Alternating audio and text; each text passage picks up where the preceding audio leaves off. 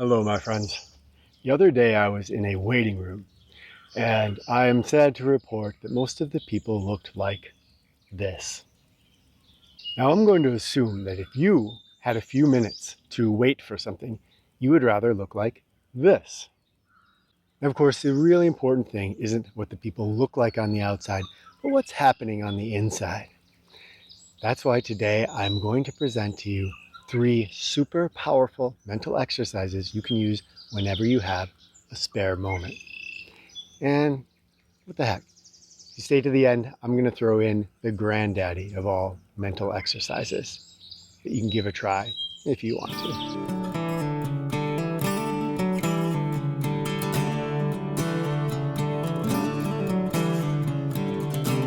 This happens to us every day. We have these moments where we're waiting for something. We might just be waiting for an appointment. We might be waiting at a stoplight. Whatever the case is, these little moments, by the bulk of people, are seen as annoyances. Something to fill up with our smartphone, or maybe some music, or whatever it's going to be that's going to distract us from, I'm going to say it, the mental pain of even 3-4 minutes of having to wait for something.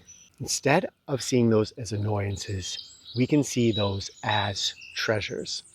These are huge gifts given to us because in those moments, we have moments in which we can train our minds to become more powerful. Just like we would train our bodies to be more healthy, more powerful, just like we would train in any skill to become better at it. If we don't have strong minds, that's the weakest link of our chain. For most of us, it really is. Our ability to be patient, our ability to hold our attention on something, our ability to deal with frustration or adversity, quite low often in the average person.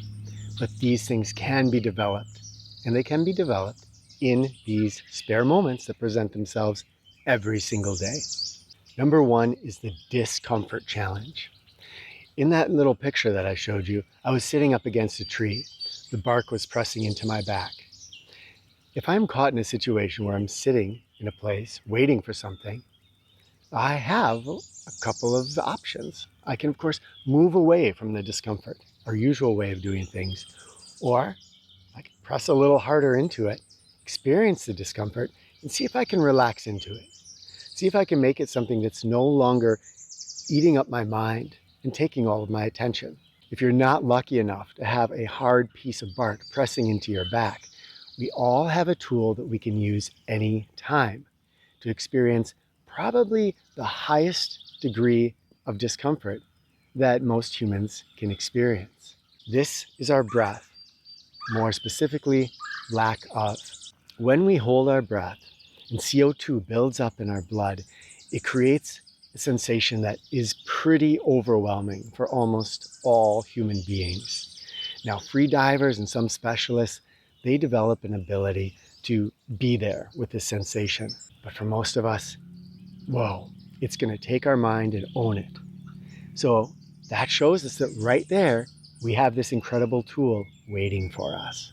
To perform this first exercise, what we do is we exhale quietly all the way. And when we're at our full exhale, we just hold it. And what we're trying to do is to experience that sensation. We've all felt it before when you try to hold your breath, that sensation that you have to breathe. Go into that. You will find that it is exceedingly uncomfortable. You can sit in that sensation for as long as you feel like you can endure it. But here's the key. When you do this exercise, make sure that when you breathe in, you don't gasp. That tells you that you are doing it in a way that you haven't gone into fear mode. You've retained control the entire way through this exercise. So I exhale completely. I hold it as long as I can up until the point when I am still able to breathe slowly in through my nose to fill up my lungs again. If I have to gasp, I've taken it too far. The key here is to go deep into a discomfort, one that we have control over and we can relieve ourselves of at any moment, but to willfully go deeper into it. And then, not from a fear place of gasping, but from a controlled place of saying, now I'm stepping out of this discomfort consciously. That will develop a really powerful ability to, next time you're in an uncomfortable place, whether it's emotional or physical, whether it's pain or being upset with someone, to go into that discomfort, to be relaxed in that discomfort so that it does not own you, and then to see that there's a way out of that discomfort if we don't let it take us over and fill us with fear. Number 2 is the peripheral vision exercise. Almost all human beings these days, modern humans, are locked into their foveal vision. You can walk right up next to them and they won't see you, even if you're fully in their peripheral vision. This is because our mind is not aware of our full visual potential. When we practice peripheral vision, what we do is we take our awareness to the outside of our vision. So instead of focusing on the center, don't worry, you'll have plenty of awareness of the center. We're well trained into it. Bring your focus out here to the peripheral. Again, you can do this when you're just in a waiting room, waiting somewhere, or you're waiting in line at a grocery store. Become aware of your peripheral and stay in it. Now, there's a key to this exercise. Just like the first exercise, when we came out of that breath, we did it with calmness. Here, there's a key to this exercise that makes it twice as powerful. And here's what it is. When you're in your peripheral, you're going to feel an urge to go into foveal. You might see someone you know. You might see a situation that looks a little sketchy. You might just see something that captures your interest. When you see that thing and your mind feels drawn to go into foveal, to just look and lose all your peripheral awareness, instead, look at that thing, but retain your peripheral. It is 100% possible. In fact, we can be in our peripheral all the time. I'm in it right now. I'm looking right at you, but I'm also fully aware of my peripheral vision. You can do this any time your foveal is drawn in. And if you do, you are going to be teaching yourself very powerfully to remain in your peripheral, even when your mind summons you out of it. Number 3 is the thought awareness exercise.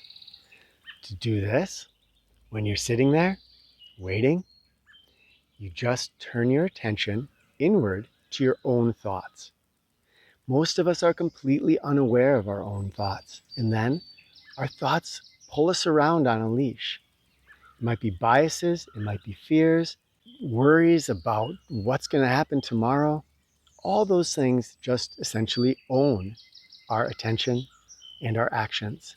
All those things just own us because we're not aware of them. When our mind is functioning on autopilot, which is normal for almost all modern humans, we are essentially out of control. We might think we're willful beings who can make our own decisions, but we're not. We're completely owned by unconscious thoughts, essentially. To become conscious of our thoughts, we just pay attention to them. This isn't about not thinking, nor is it about changing our thoughts. It's just about watching and going, oh, I see. My mind is now thinking about this. Now my mind is telling this story about how tomorrow it's really worried about this and this. And as we watch our thoughts, something pretty amazing happens. Because often many of us are plagued by thoughts that trigger a story in our mind. And then we start rolling down that road of that story. And the more we go down that road, the more momentum it gets until that story has taken control of our thoughts. And we're completely unaware. Not only is our peripheral vision gone, our foveal vision is gone because we are completely in our heads. When someone walks through the woods and they're in their heads, you see it. They stumble, they don't see anything. A deer could practically run across the path in front of them and they wouldn't see it because they're so lost in their head.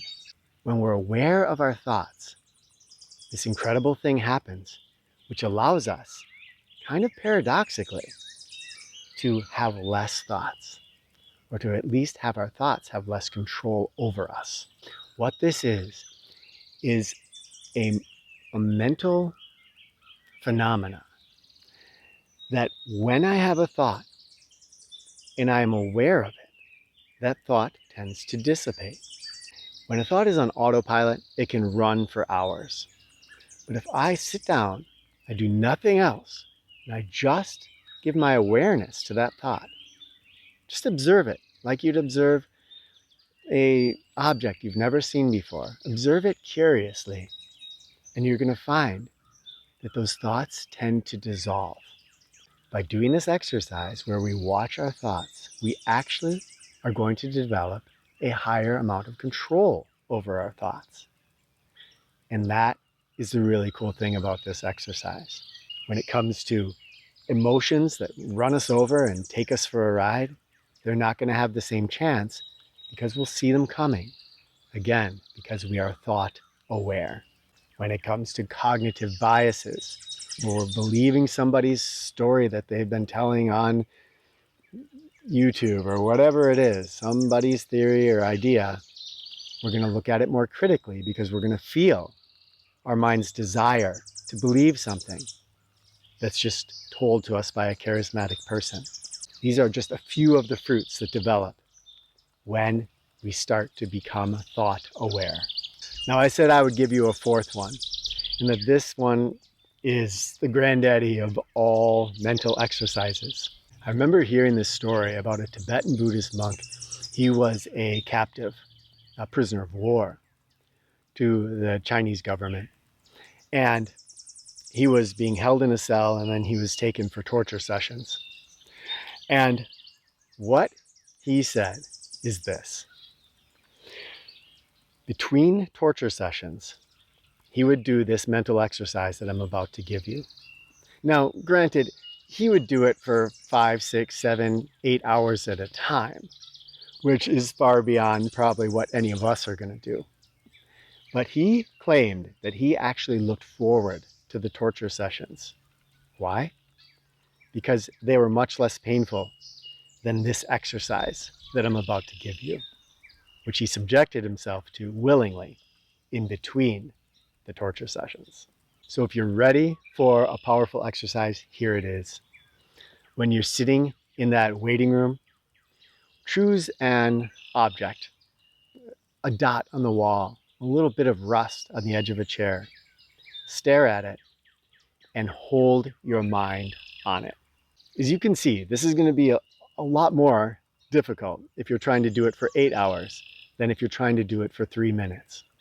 But for most of us whose minds are not anywhere near the level that that person's was, this is still going to be tough. Stare at it. Every time your mind goes off to a thought or something else, bring it back. And I am saying forcefully back. And that's not usually my way, but there is a power in this exercise. Bring it back to that little dot of rust. And be relentless. Do it over and over and over again. Each time you do that, you are doing essentially a mental push-up where you are training your mind to aim where you tell it to go. Imagine the power of this.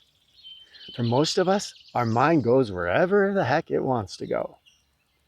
If it's drawn this way because we're upset about this, and then that thing gets our attention, and then, we get worried about this, and then we hear a newscast that gets us all fearful. Our mind is just taken for a ride every single day. What if you were completely able to tell your mind where you wanted it to go? What if something draws your mind and you say, am I going to let my mind go there or not?